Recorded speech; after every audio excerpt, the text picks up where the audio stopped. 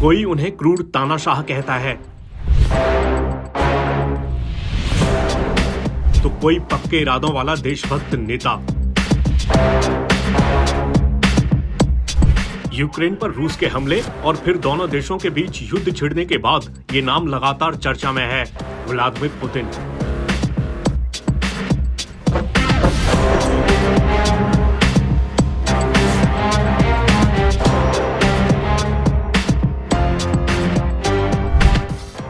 कौन है Putin?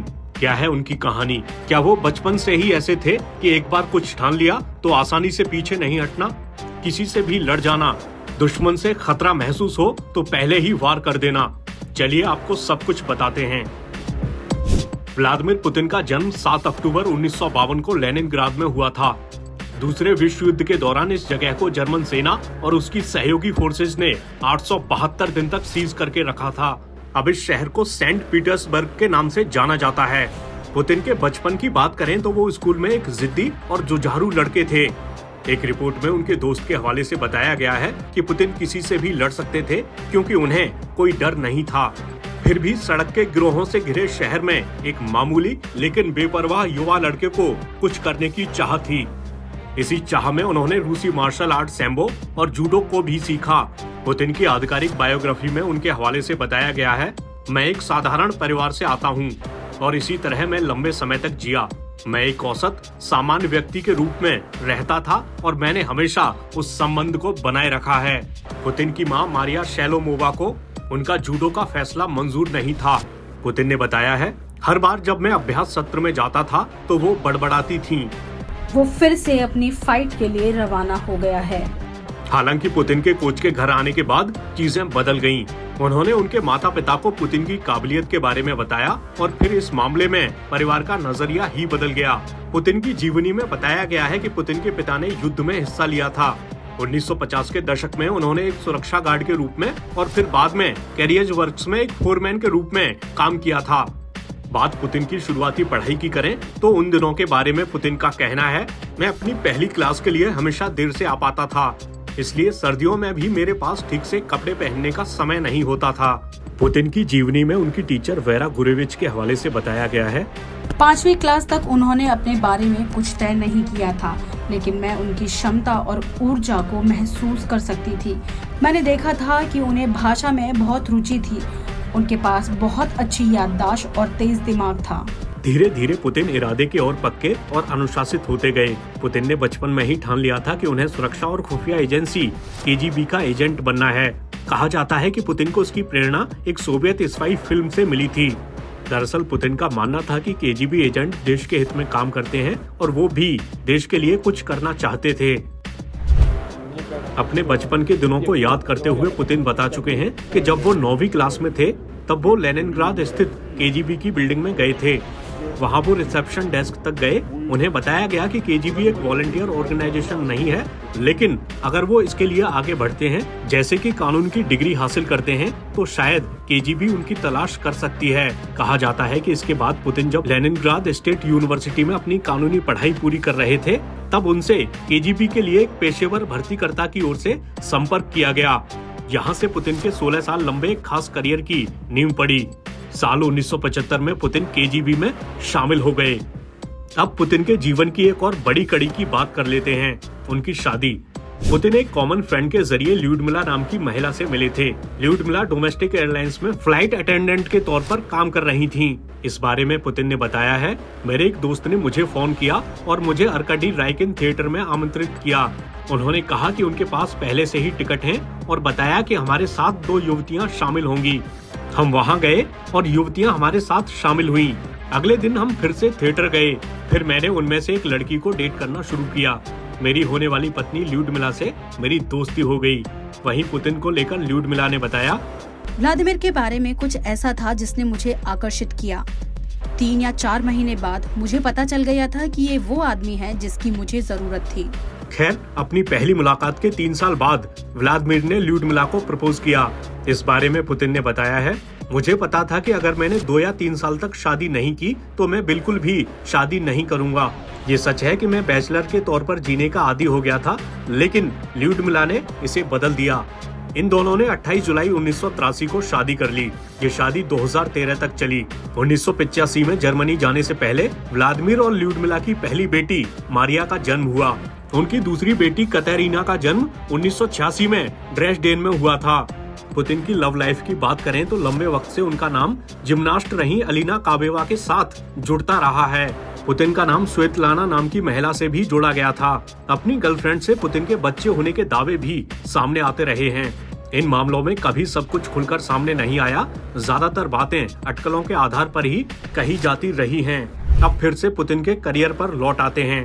Putin ने जर्मन सीखी थी और इसकी वजह से उन्हें 1985 में ड्रेसडेन में केजीबी के संपर्क कार्यालय में नियुक्ति मिली। वहां वो एक आरामदायक प्रवासी जीवन में बस गए, लेकिन नवंबर 1989 में चौंकाने वाली गति के साथ पूर्वी जर्मन शासन का पतन शुरू हो गया। इस दौरान एक ऐसी घटना घटी जो पुतिन के दिल में घर कर गई। दरअसल 5 दिसंबर को भीड़ ने ड्रेसडेन केजीबी भवन को घेर लिया। जब पुतिन ने सुरक्षा का अनुरोध करने के लिए रेड आर्मी की पास की चौकी को फोन किया तो वहां से बेबसी से जवाब मिला, हम मॉस्को के आदेश के बिना कुछ नहीं कर सकते और मॉस्को चुप है। खैर, उस दिन पुतिन किसी तरह उस मुसीबत से बाहर निकले, लेकिन ये बात उन्हें याद रही। पुतिन ने संकल्प लिया कि वो सोवियत नेता मिखाइल गोर्बाचेव की गलती को नहीं दोहराएंगे कि आप विरोध होने पर तेजी और दृढ़ संकल्प के साथ प्रतिक्रिया न दो। 1990 में ड्रेसडेन से लेनिनग्राद लौटने के बाद पुतिन को लेनिनग्राद स्टेट यूनिवर्सिटी के रेक्टर के सहायक के रूप में नई नौकरी मिली। जल्द ही वे लेनिनग्राद सिटी काउंसिल चेयरपर्सन के सलाहकार भी बन गए। इसके बाद पुतिन का करियर कुछ यूं आगे बढ़ा।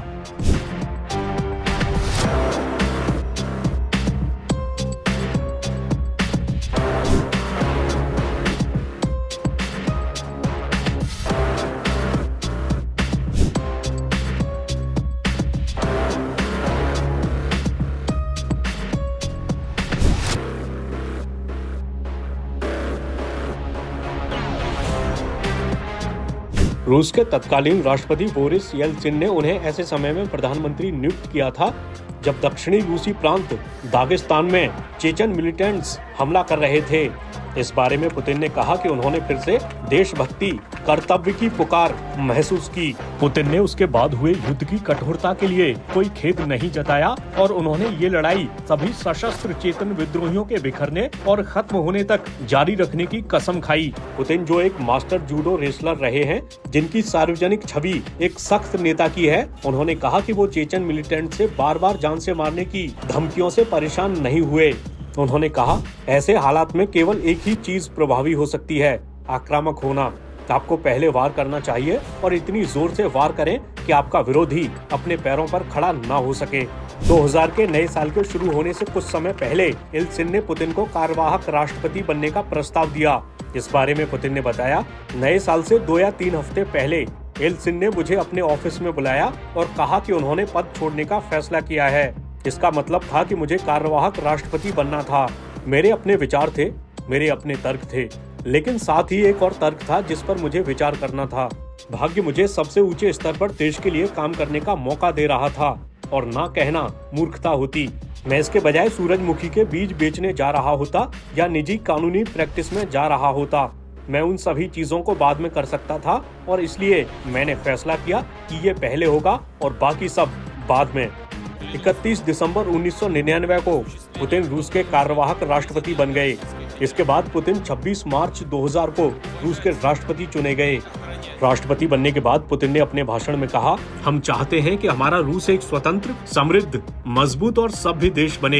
एक ऐसा देश जिस पर उसके नागरिकों को गर्व हो और जिसका अंतर्राष्ट्रीय स्तर पर सम्मान हो।